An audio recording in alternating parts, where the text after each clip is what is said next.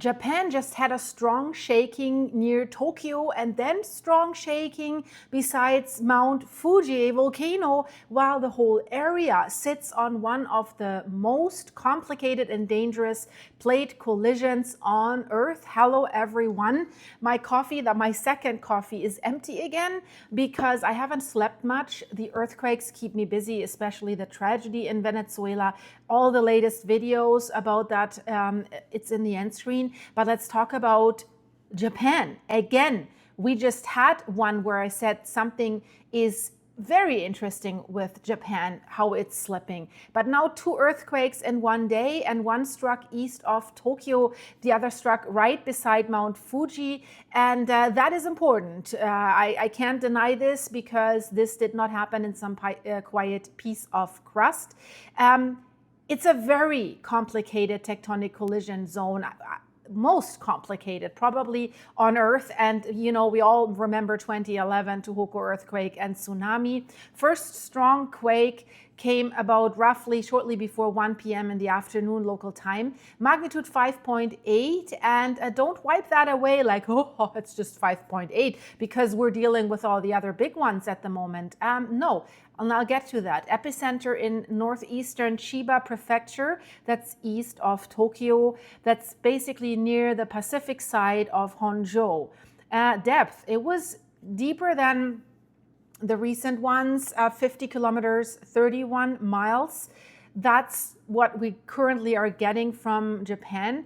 And this is not a surface crack opening under Tokyo. So that is definitely clear. That's a deeper earthquake. Inside basically the plate stacked system beneath the Kanto region. But it was close enough to the capital so that people all across Tokyo felt it. They definitely did. Buildings were swaying, but Japan is probably the best prepared country when it comes to earthquakes. But, if you look at Venezuela, so many towers collapsed. We see videos in my latest video that's in the end screen, how towers were swaying and all these concrete buildings are collapsing, still collapsing. It looks like a war zone. These images are incredible. But in the video in the end screen, I put a video how they're trying to rescue a dog. That is heartbreaking to see, but a lot of other stuff. But Japan, shaking has reached intensity scale number 4 on Japan's seismic scale, which is strong enough. Thankfully, no tsunami warning was issued. But then hours later, the second quake hit. And this one was more alarming visually because of the location. At 10:29 p.m. at night local time, ground was shaking in the eastern Yamanashi and Fuji Five Lakes region. I mean, if it shakes near a volcano, we're always like, whoa, what's happening, right?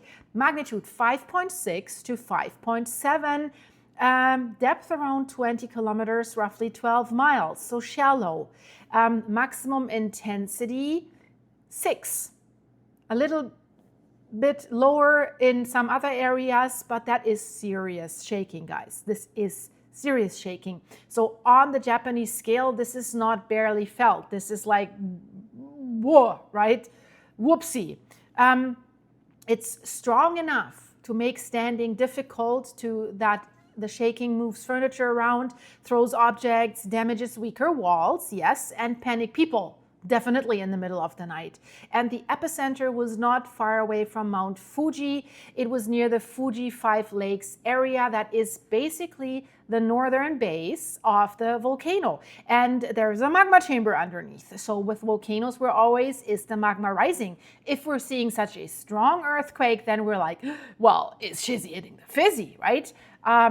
So location is getting attention for sure. Not because Mount Fuji is erupting right now. It's not erupting. There's no confirmed eruption. There's no tsunami warning, no official sign that magma's breaking through the surface.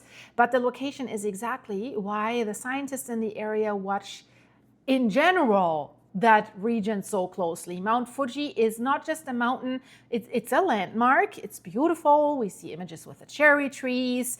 Yeah, but it sits in the middle, we can say, of a tectonic knot. always where we have tectonic plates subducting with each other and stuff like that, Pacific Ring of Fire, we do have volcanoes. So Japan is squeezed, we have to say, between major plates. To the east, Pacific Plate dives under the Okhotsk Plate. I always break my tongue. Okhotsk Plate along the Japan Trench, dangerous subduction zone, and to the south, the Philippine Sea Plate dives under central Japan along the Sagami Trough and the Nankai Suruga system, dangerous subduction systems. So near Fuji is where they're all meeting. These forces are meeting near Mount Fuji. The Izu-Bonin volcanic arc, it's called, is basically pushing into Honjo from the south. So the Philippine Sea Plate is being forced beneath Japan. The Pacific Plate is sinking deeper below that system. And basically, Mount Fuji has grown directly above this collision. That's how we can say it. And that's why the Mount Fuji region does have earthquakes. A lot of active faults, volcanoes, deep fluids down there, and a lot of subduction pressure, like all crowded into one zone. So while it looks so beautiful, what's going on underneath, crazy. So what fault or what has actually caused today's Mount Fuji earthquake? And that's really important because right now there's no confirmed named surface fault from the first public records that we're getting. This should be described as a tectonic earthquake in the complex central Honjo collision zone. But we cannot say this was the Fuji fault or something like this, right? But there are active fault systems around Mount Fuji. The Fujikawa-kako fault zone lies on the western side of the mountain. So I don't think this was magma. I want to make that clear. Sagami Trough lies to the southeast, right? Suruga Nankai system lies to the south and southwest. Izu collision zone pushes to the south. So it seems to be a local tectonic event inside that stress system, not a confirmed volcanic eruption signal. But we have to watch it, right?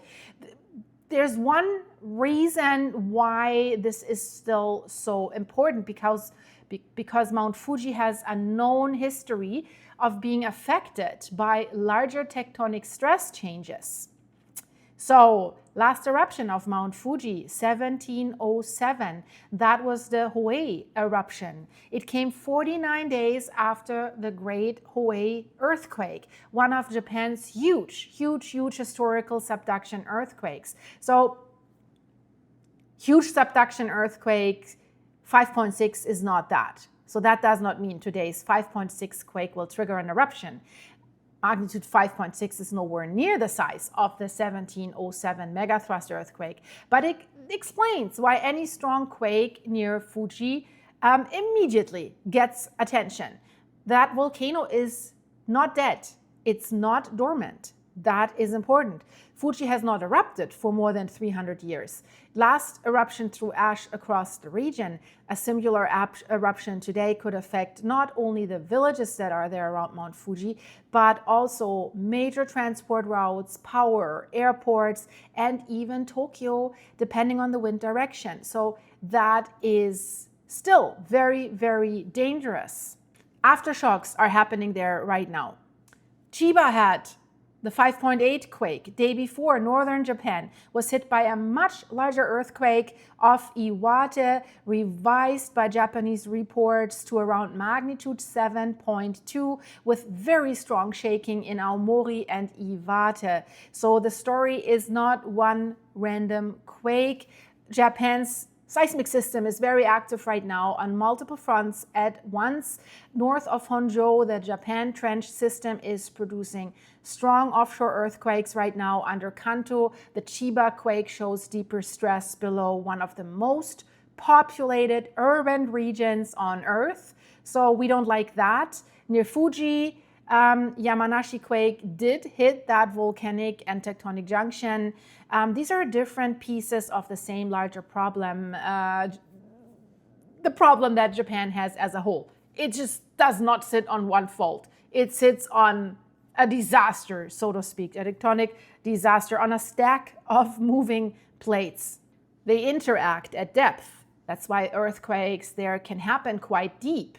But under Fuji, the system is quite different again. That volcano grew where subduction, collision, and crustal faults are meeting. The magma below the Mount Fuji volcano is linked to the subduction of the Pacific Plate and the complicated splitting and sinking of the Philippine Sea Plate. That's why a quake at Mount Fuji does not necessarily mean eruption, but it also cannot be dismissed as meaningless. Key question, what is happening next? That is important. Do the aftershocks die quickly? Check mark, that would be great. Does seismicity migrate closer to Mount Fuji summit? Then we're like, do low frequency volcanic earthquakes increase? Does the ground deformation change? Is something rising? Does volcanic gas change? Will the Japanese Meteorological Agency raise the alert level? Those are signals that would matter if we're afraid of a volcanic eruption. Right now, nothing like that is happening, and I will keep you updated. And if you want to watch the videos, crazy videos, and especially that dog that really broke my heart to see, that link is here. Check out that video, and I'll see you there. Bye-bye.